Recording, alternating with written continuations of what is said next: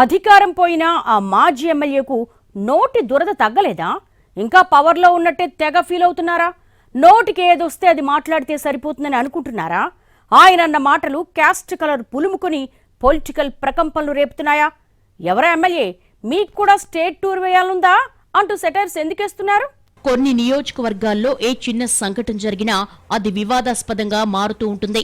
అక్కడి నాయకుల రాశి ఫలాలు అలా ఉంటాయి. మరి ఇంకా కరెక్ట్ గా మాట్లాడుకుంటే రాశి ఫలాలు అనే కంటే వాళ్ల మాటలు చేతలు అనడం కరెక్ట్ అంటారు ఎక్కువ మంది.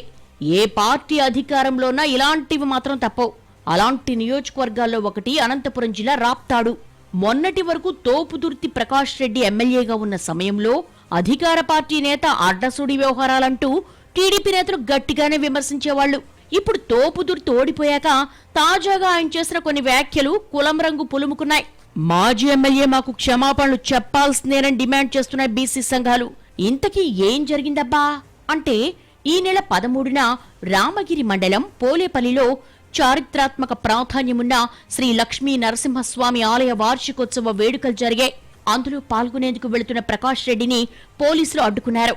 అనంతపురం నుంచి బయలుదేరిన మాజీ ఎమ్మెల్యేను కనగానపల్లి మండలం దాదులూరు దాటిన తర్వాత ధర్మవరం డీఎస్పీ సిఐ నేతృత్వంలో పోలీసులు అడ్డుకున్నారు.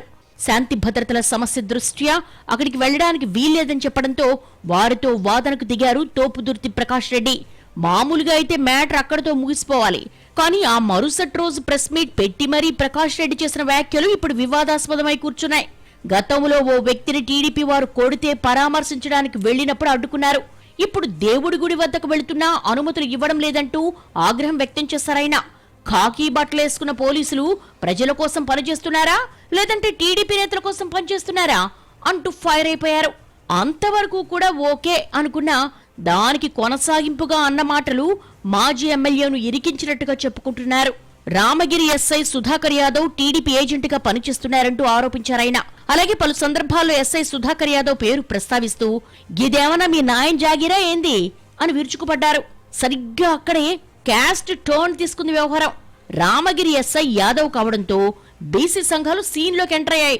విధి నిర్వహణలో ఉన్న బీసీ ఎస్ఐను దుర్భాషలాడి ప్రకాష్ రెడ్డి తన కుల అహంకారం చూపించుకున్నారని, ఆయన నోరు అదుపులో పెట్టుకోవాలని, మరోసారి ఇలాంటి మాటలొస్తే సహించే ప్రసక్తే లేదని హెచ్చరించారు.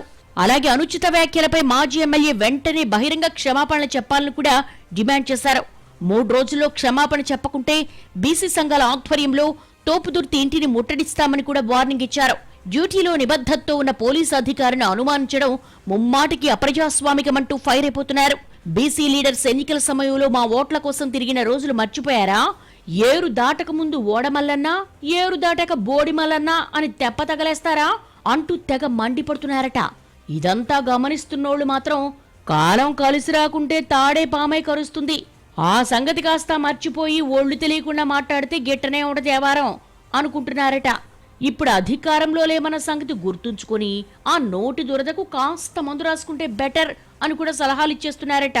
తోపుదుర్తి అలా చేయకుంటే టూర్స్ అండ్ ట్రావెల్స్ అంటూ రాష్ట్రం మొత్తం తిరగాల్సి ఉంటుందని కూడా సెటైర్స్ చేస్తున్నారట కొందరు.